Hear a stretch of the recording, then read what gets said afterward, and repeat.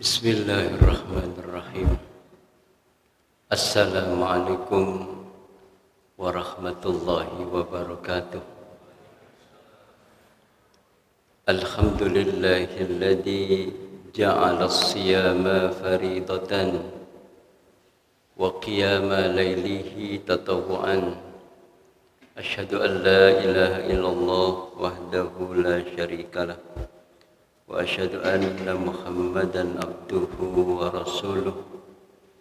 Allahumma salli wa sallim wa barik ala Muhammad wa ala alihi wa ashabihi wa man tabi'ahu bi ihsanin ila yaumiddin. Allahumma rabbi shrah li sadri wa yassir li amri wahlul 'uqdatam min lisani yafqahu qawli. Ingkang kula hormati para bapak, para ibu, al-hadirun wal hadirat, ma'asyiral muslimin, jamaah Masjid Darut Taqwa, jamaah salat isya, salat tarawih, dan insyaallah sekaligus salat witir rahimani wa rahimakumullah.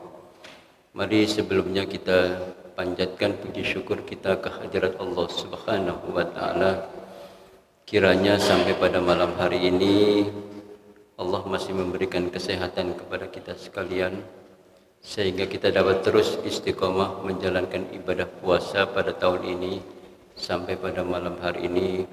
Sekaligus juga Allah memberikan kekuatan kepada kita dapat melalui dan melaksanakan salat tarawih dan salat witir secara berjamaah.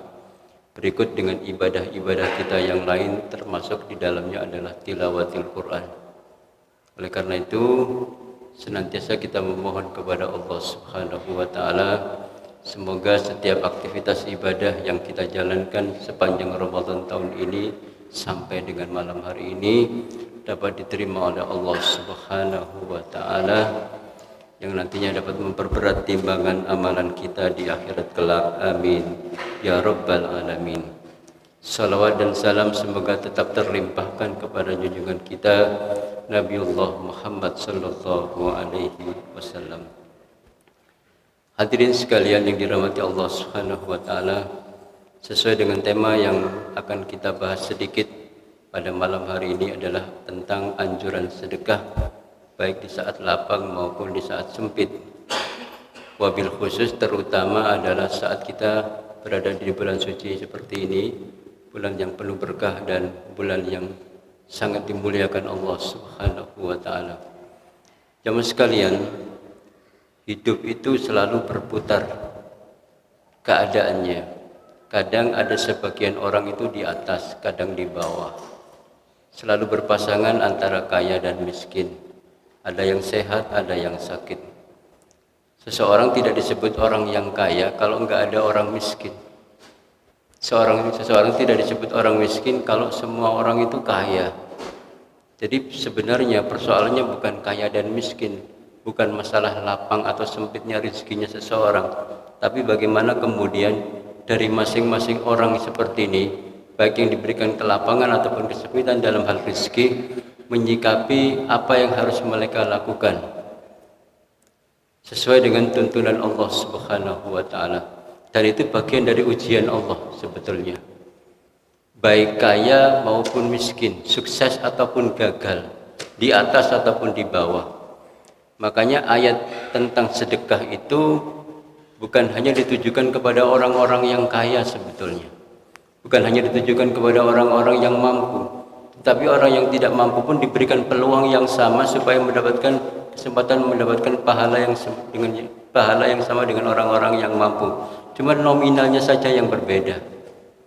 Hadirin sekalian yang dirahmati Allah Subhanahu wa taala, kemudian Allah menyampaikan dalam satu firman-Nya, surat Al-Mulk ayat yang kedua, alladzi khalaqal mauta wal hayata liyabluwakum ayyukum ahsanu amala wa huwal azizul ghafur.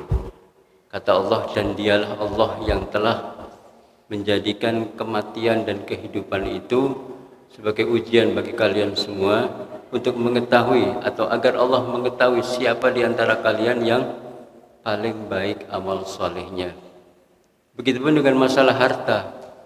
Bukan berarti yang punya peluang pahala itu hanya orang-orang yang mampu, kemudian orang yang kurang mampu tidak diberikan oleh Allah kemampuan yang kesempatan yang sama. Tidak demikian. Hadirin sekalian, itu pun dalam beberapa riwayat, suatu ketika Rasulullah Shallallahu Alaihi Wasallam pernah kedatangan tamu dari jauh. Ini contoh saja. Pernah kedatangan tamu dari jauh, sementara rumah beliau tidak ada makanan sedikit pun. Artinya Rasulullah tidak bisa menjamu dengan baik tamu yang datang kepada beliau. Itulah kemudian Nabi SAW menawarkan kepada sahabat-sahabat beliau, yang konon notabene adalah sahabat-sahabat yang kurang mampu sebetulnya. Sahabat-sahabat yang ditawar itu sahabat-sahabat yang secara finansial kurang mampu. Ditawarkan oleh Rasulullah SAW, siapa di antara kalian yang ingin menjamu tamu saya, kata Rasulullah SAW. Dengan serta-merta dan dengan penuh sigap, seorang sahabat bernama Abu Talhah menjawab, "Ana ya Rasulullah." Saya ya Rasulullah. Kemudian terjadi apa yang terjadi setelah tamu itu dibawa ke rumahnya. Sebetulnya Talhah juga punya makanan sedikit pun. Beliau, Abu Talhah, hanya punya satu porsi makanan, kira-kira seperti itulah gambarannya. Hanya punya satu porsi makanan yang sejatinya untuk keluarganya. Tetapi saking inginnya menjamu tamu dari Rasulullah SAW, kemudian sahabat Abu Talhah ini menyiapkan satu porsi itu dengan sebaik-baiknya. Dipanasi makanannya, dihidangkan yang baik, ditata makanannya penuh dengan rasa hormat. Padahal yang terjadi setelah itu, keluarga Abu Talhah ini nggak punya makanan. Maka kemudian sang istri dengan sang anak-anaknya ini beliau tidurkan dulu supaya tidak mengganggu ketika ada tamu dari Rasulullah SAW. Maka beberapa saat kemudian keluarlah sahabat Abu Talhah membawa sepiring hidangan makanan. Kemudian beliau berikan kepada tamu dari Rasulullah SAW, dan beliau pura-pura makan di dalam. Dengan cara apa? Dengan cara membunyikan suara-suara seperti tempat makan, seolah-olah beliau juga sedang makan. Padahal keluarga Abu Talhah tidak sedang makan apa-apa, ya. Dan ketika itu istri dan anak-anaknya Abu Talhah sedang tidur. Dan kemudian sang tamu pun begitu menikmati hidangan yang diberikan oleh sahabat Abu Talhah radhiyallahu taala anhu. Hadirin sekalian jamaah rahimani wa rahimakumullah, kira-kira pelajaran penting apa yang bisa kita lihat dari riwayat ini? Bahwa bagi kita pun yang mungkin ditakdirkan oleh Allah bagian dari orang-orang yang kurang mampu, mari kita memposisikan diri sebagai sahabat Rasulullah SAW. Berusaha. Sedekahnya orang kaya 1 juta tidak sama dengan sedekahnya orang yang kurang mampu 100.000. Mungkin secara nominal tidak sama. Seolah-olah banyak yang lebih banyak yang 1 juta. Padahal orang yang kurang mampu ketika dia bersedekah 100.000, dia cuman punya uang 200.000. Ini berarti apa maknanya? Orang yang kurang mampu ini mampu mensedekahkan hartanya 50% dari harta yang dimilikinya. Tetapi pertanyaannya, sedekah 1 juta dari sikanya itu berapa persen dari harta yang dia miliki? Ini menunjukkan bagaimana kualitas keimanan antara orang yang mampu dengan orang yang kurang mampu.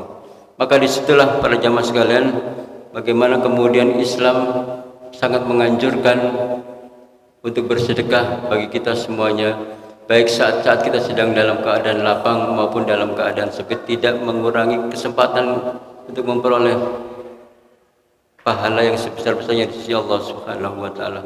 Oleh karena itu muncullah satu motivasi Allah di dalam Al-Qur'anul Karim, surat Ali Imran 133 sampai dengan ayat 134, di mana Allah Subhanahu wa taala berfirman, wasari'u ila maghfiratin min rabbikum wa jannah arduha as-samawati wal ard uiddat lil muttaqin alladzina yunfiquna fis sarra'i wad dharra wal kadhimina al ghaidha wal 'afina 'anil nas wallahu yuhibbul muhsinin. Allah memberikan kesempatan kepada siapapun Al-Quran ditujukan kepada si kaya maupun si miskin, yang mampu atau yang kurang mampu. Kata Allah, wasari'u ila maghfirah, dan bersegeralah kalian untuk menuju ampunan Allah. Wa jannah ila maghfiratin min rabbikum, dari ampunan Tuhanmu sekalian, Tuhan Allah Subhanahu wa taala. Wa jannah, dan bersegeralah kalian untuk mendapatkan surganya Allah Subhanahu wa taala. Arduhas samawati wal ard, yang luasnya seluas langit dan bumi. Uiddat lil muttaqin, disediakan bagi orang-orang yang bertakwa. Bagaimana cara mendapatkan ampunan Allah? Bagaimana cara mendapatkan surganya Allah Subhanahu wa taala?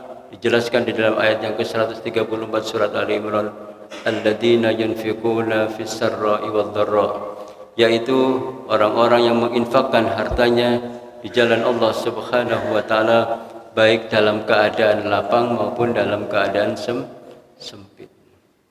Sekali lagi, bukan persoalan jumlahnya berapa, tapi berapa nilai harta itu bagi si pemilik harta. Sekali lagi, bagi yang kurang mampu 200.000 itu sangat bernilai sekali. Kalau ada di antara mereka yang mau menginfakkan 100.000 dari 200.000, itu berarti sudah setengah dari hartanya sudah mereka berikan di jalan Allah Subhanahu wa taala. Perintah Allah, alladzina yunfiquna fis sarra'i wad dharra, yaitu orang-orang yang mampu menginfakkan hartanya di jalan Allah, baik dalam keadaan lapang maupun dalam keadaan sempit. Wal kadhiminal ghaidha, dan mereka mampu menahan amarahnya. Dan perlu kita ketahui pada ayat 133-nya Allah menyampaikan uiddat lil muttaqin, hanya bisa disediakan untuk orang-orang yang bertakwa. Salah satu cirinya, mereka mau menginfakkan hartanya di jalan Allah saat dia dalam keadaan lapang maupun dalam keadaan sempit. Wal kadhiminal ghaidha, dan ketika dia mampu menahan amarahnya, padahal dia bisa marah. Dia mampu marah, dia punya kewenangan untuk bisa marah, tetapi dia tahan kemarahannya. Wal afina anin nas, dan mereka adalah orang-orang yang mampu memberikan maaf kepada siapapun dengan orang-orang yang mereka anggap bersalah. Wallahu yuhibbul muhsinin, dan Allah itu maha mencintai orang-orang yang terus berbuat kebaikan. Untuk itu, hadirin jamaah sekalian yang dirahmati Allah Subhanahu wa taala, mari dalam momentum Ramadan tahun ini kita jadikan sebagai sebuah pelajaran dan kesempatan bagi kita, wabil khusus kepada kita yang diberikan kemampuan dan kelebihan rezeki oleh Allah Subhanahu wa taala. Saatnya kita untuk lebih memperhatikan saudara-saudara kita yang kurang mampu, saudara-saudara kita yang kita anggap belum mempunyai kemampuan secara finansial. Mari kita sama-sama berbagi. Mudah-mudahan momentum ini, Ramadan tahun ini adalah saat yang tepat untuk kita jadikan sebagai sebuah pelajaran yang nantinya dapat terus bisa kita istiqomahkan walaupun kita sudah di luar bulan Ramadan. Dan mudah-mudahan Allah Subhanahu wa taala termasuk menggolongkan kita sebagai hamba-hamba yang muttaqin, dan mudah-mudahan Allah memberikan ridha kepada kita sekalian. Amin ya rabbal alamin. Demikianlah para jamaah sekalian, sedikit tausiah yang bisa kami sampaikan. Semoga bermanfaat dan memberikan pencerahan kepada kita semua.